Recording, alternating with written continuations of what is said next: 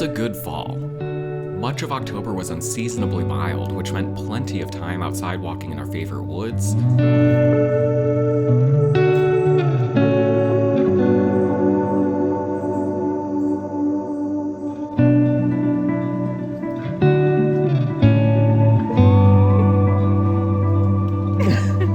playing ball out back with Henry.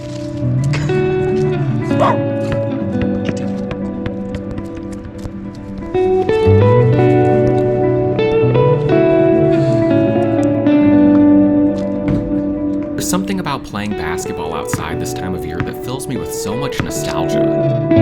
When I was a kid, you could find me in the driveway every single evening after school with my siblings and the rest of the neighborhood playing pickup games of 2-on-2 or 21. And with the pandemic continuing to force the work-from-home lifestyle, it's still my favorite thing in the world to do to break up a long day.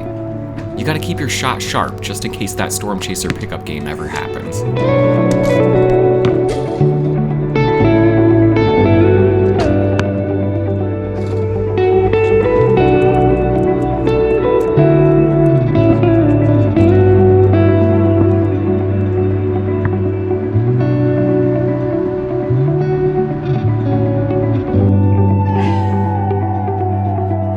Sophie and I have bounced up to Chicago a pair of times. First for pleasure, as we celebrated the wedding of Cubs weather buddy Alex Hall and his wife Eileen in November.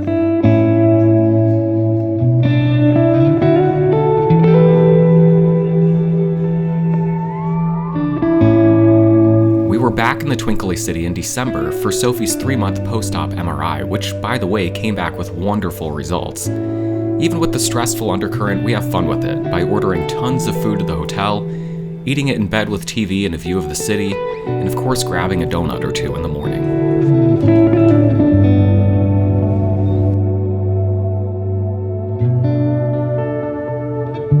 This week, it was wheels up for work travel for the first time since the pandemic shut it all down in early 2020. Traveling the country and speaking at ag meetings becomes one of the bigger parts of my job during the winter and early spring while farmers are out of the field and making plans for the next growing season. On Wednesday, I flew to Sioux Falls, South Dakota, where I'd be speaking at the South Dakota Soybean Association's annual meeting on Thursday morning.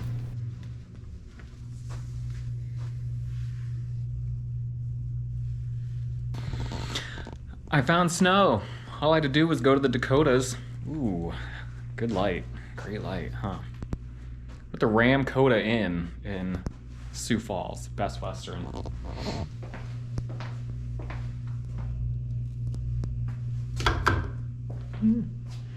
Big room, actually. It's really wide.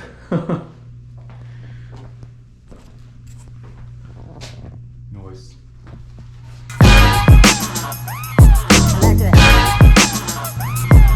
Two forms of caffeine for the morning. Just 2 outfits for tomorrow, just in case. Feeling indecisive. Or we spill coffee.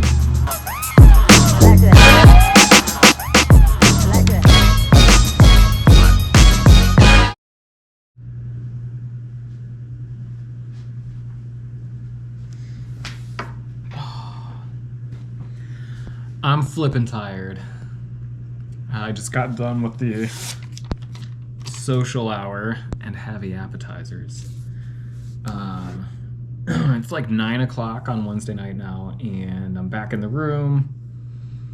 Need to update my presentation, swap out all of these stale weather maps for new weather maps, make sure everything is up to the second for tomorrow morning, which means that I'll be doing the same thing tomorrow morning probably on some of these.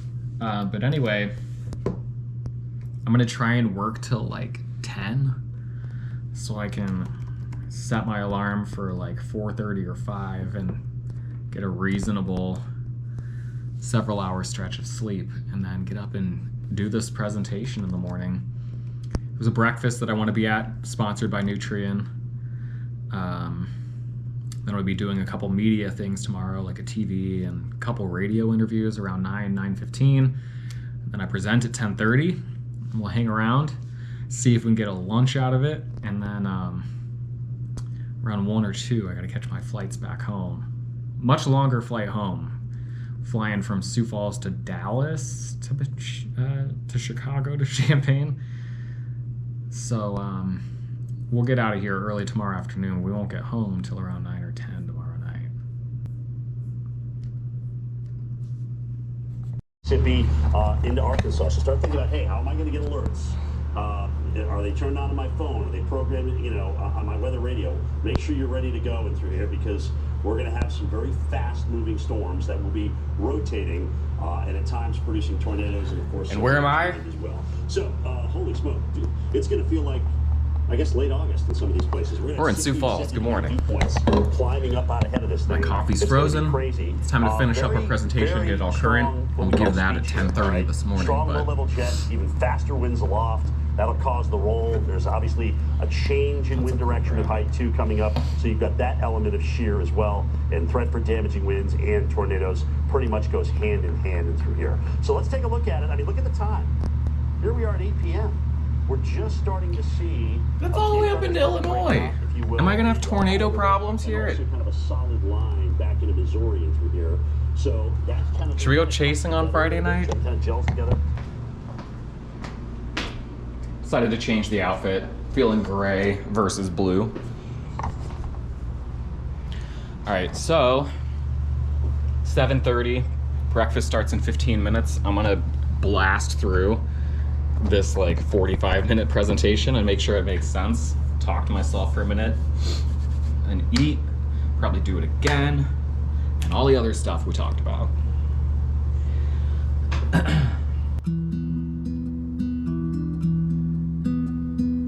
Thanks for having me. Introduction, I'm Andrew. Love being here. I'm stoked.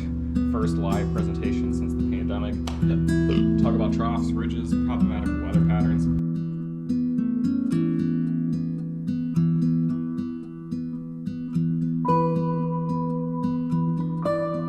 But when we really look at the background state that we're forecasting heading through the better part of the winter into late December, January, and beyond, it's not one that's going to favor frequent heavy precipitation events here in the Dakotas. We're not going to be completely shut down. I would imagine we're going to be talking more about clipper systems coming in out of Canada, delivering light doses of snow, shots of cold air.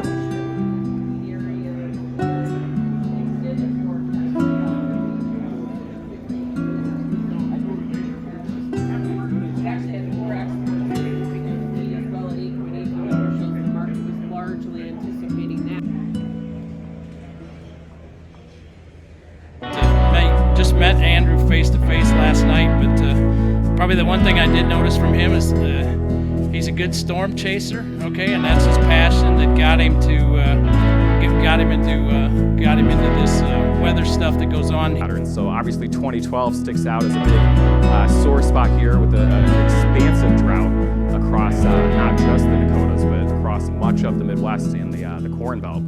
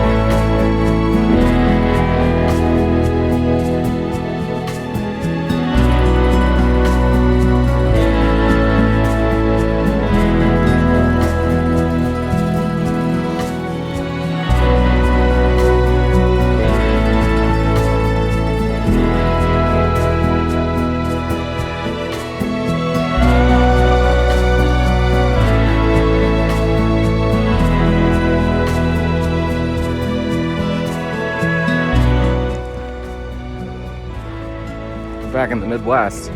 Okay, so we went from the Midwest to the Northern Plains to the Dakotas. The reason I think it's funny I can see my breath now is because for some reason I connected in Dallas. So I was in Texas earlier today, but we're home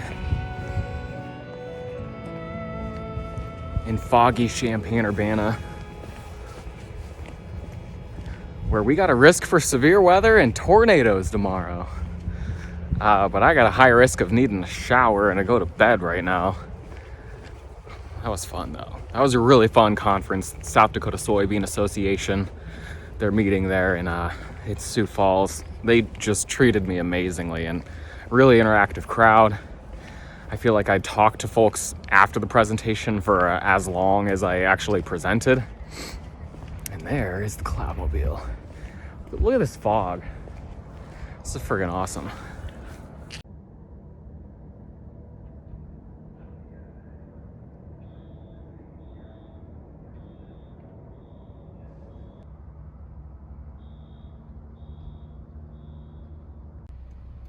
I got lucky getting in when I did on Thursday night, as a bunch of folks returning from cheering on the Illini volleyball team in Texas were diverted away from Champaign-Urbana as dense fog buried the Twin Cities and were stranded into the early morning hours.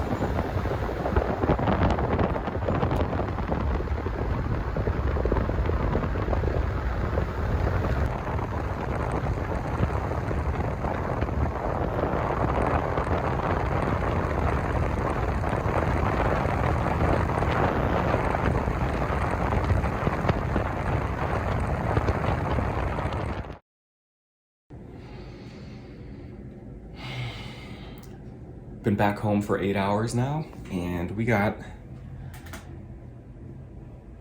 a growing risk for severe weather at the homeland. So shooting out the local forecast, letting everyone know the severe weather risk here in central Illinois is ramping up. It's not really a chase day though. I mean, initiation for this, like storms don't develop till 9 p.m., 10 p.m. And then they just scream across central Illinois, with the peak severe weather risk being like 9 a.m. to midnight, 9 a.m. to 3 a.m., 9 p.m. to midnight, 9 p.m. to 3 a.m. So it's like I would drive out and view an obvious supercell that's coming toward me that I can view. I am willing to drive into the path of a Boeing segment just to feel some severe winds in December. That's about all you can do with this though. You don't follow these storms. They're going to be traveling at rocket speeds after dark. You don't really get too risky with these storms either. You just will more than likely be watching from home. But this is fun for December. Happy holidays, Mother Nature.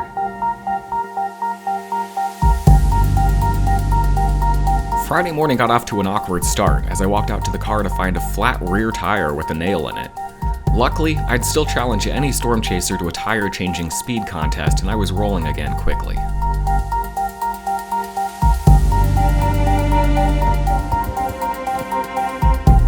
The rest of the morning was spent frantically sending off forecast updates about the looming severe weather outbreak. Easier done with a fresh brain in a week with normal sleep routines. The December initial storms are expected to form north. What a weird day. I was just talking to Alex Hall, one of my Cubs weather buddies, and I don't even know what to think today because I don't have anything to compare this to in my memory. This volatile overnight environment that we're going to have in place here. It's been a foggy, dreary day. It's a little after 4 o'clock right now. I just grabbed the biggest coffee that money can buy in Champaign-Urbana, and I'm going to pick up my tire that I got patched. Took it off there, and then I threw the dealership the tire because they put it on there and they'll fix it for free while I do other stuff today. And so I'm gonna go pick it up, maybe throw that back on my car today. Still not planning on chasing this one. I should say first, the reasons for that being, first and most obviously, after dark. This also is not a day like December 1st, 2018, where I chased highly visible supercells and tornadoes across central Illinois during the afternoon hours. Visibility is poor today. It's very grungy, very foggy.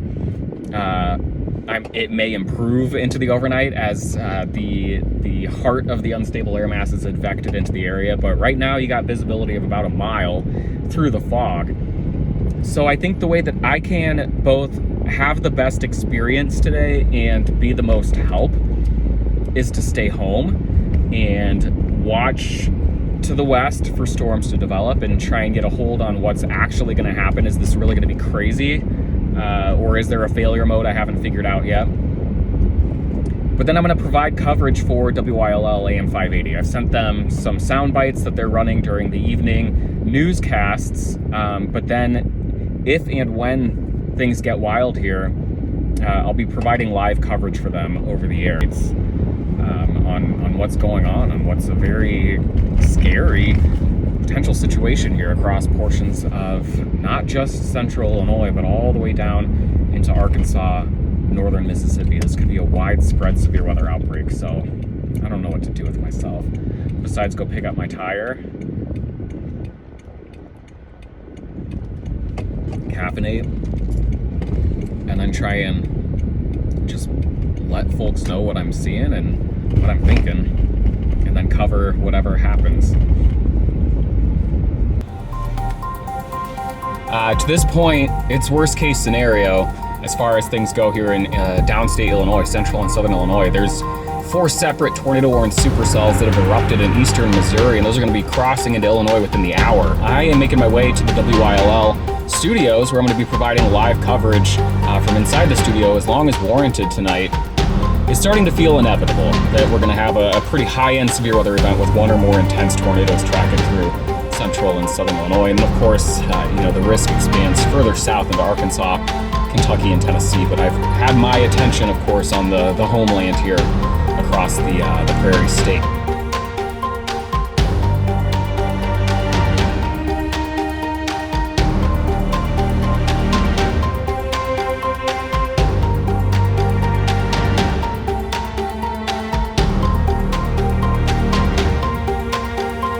All right, I'm looking at the radar, and I'm going to call it here. I think we got a tornado in progress near or just south of Windsor. This is along Highway 16, approaching Mattoon, Charleston.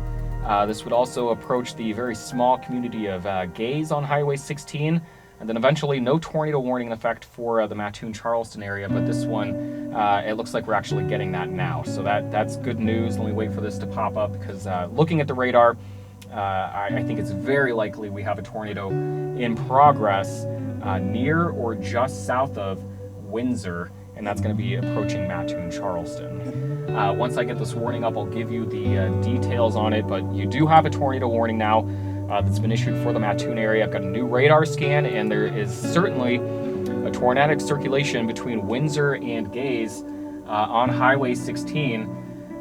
This one going to be making its way toward the Mattoon area in the next 10 minutes or so. So if you're listening to me in Mattoon, you're in your shelter now, or you're heading toward it. If you're on the road here in the Interstate 57 area between Neoga and Humboldt, you're finding a spot to stop now. Here's the warning. So I'm going to open this and we'll go ahead and take a look. At 9:55, a severe thunderstorm capable of producing a tornado was located near Mattoon, moving northeast at 80 miles per hour along Highway 16. If you live along Highway 7, I need you to be seeking shelter right now. We've likely got a tornado in progress approaching the area. And then as we head further north from there, these severe storms are knocking on the door here in Champaign-Urbana. It looks like the leading edge of the gusty winds, if it hasn't moved into Champaign-Urbana, it's going to do so soon. So you're seeking shelter here in Champaign-Urbana. But per the radar here, it looks like we've got some strong winds, potentially gusting over 60 miles per hour, moving through or into the Champaign-Urbana area right now. And if you're just joining us, you're listening to WILL AM 580 HD1 and HD3 Urbana, also FM 90.9. We're listening to a special report about severe weather moving through central Illinois right now. I'm Reginald Hardwick, News and Public Affairs Director at Illinois Public Media. I'm joined in studio with meteorologist Andrew Pritchard. Andrew, again, can you just recap where are the storms right now? Yeah, well, I want to mention that we do have a report now. I'm getting damage reports of tornado damage with that storm northeast of Windsor. I mentioned that tornado that was evident on radar between Windsor and Gaze approaching the Mattoon area. I've got reports now of trees down and power poles bent along Route 16 just northeast of Windsor, silos blown down and houses damaged between Windsor and Gaze. So we've got a confirmed tornado that had touched down there near Highway 16 in Shelby County. And then, I don't know how long that tornado was on the ground as it approached the Mattoon area and just north from there. All right, we're leaving the WILL studios now at almost midnight. About 3 hours of live coverage here, 2 hours plus uninterrupted from around 8:30 to 11. Walking out the door here. Things are quieting down. See if we find any damage in the area, but I got my vaccine booster this morning, and as we were providing live coverage, the vaccine side effects starting to creep in here. I'm gonna go home and I'm gonna go to sleep. I'm not gonna set an alarm, and maybe we'll just wake up 2 days from now, because I could definitely go for a 2-day sleep after traveling and then covering that nonsense. It sounds like a couple of tornadoes in central Illinois at least, but it sounds like a just tragic situation unfolding further south across portions of Missouri, Arkansas, Kentucky, and Tennessee, where there's been potentially a couple of long track violent tornadoes in that area. So we'll see what happens as daylight comes. It's always hard with initial reports. Some of the radar imagery here has just been really scary off to the south. So it seems like December 10th, 2021 will be remembered for a while. It's a pretty epic storm system with a winter storm on the north side, and then a devastating outbreak of tornadoes in the warm sector. So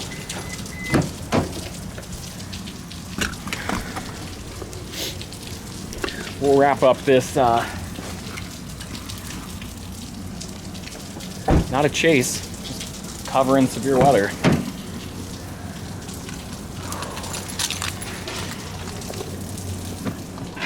I've seen a couple videos of the tornadoes today from some areas, and no thanks. I should say tonight. No thank you. Driving up to a wedge tornado that's debarking trees and flattening buildings in the nighttime. I'm glad folks remained safe, it seems like, but I was happy to be here in the studio providing coverage for Central Illinois. So I'm going to bed. Let's go home.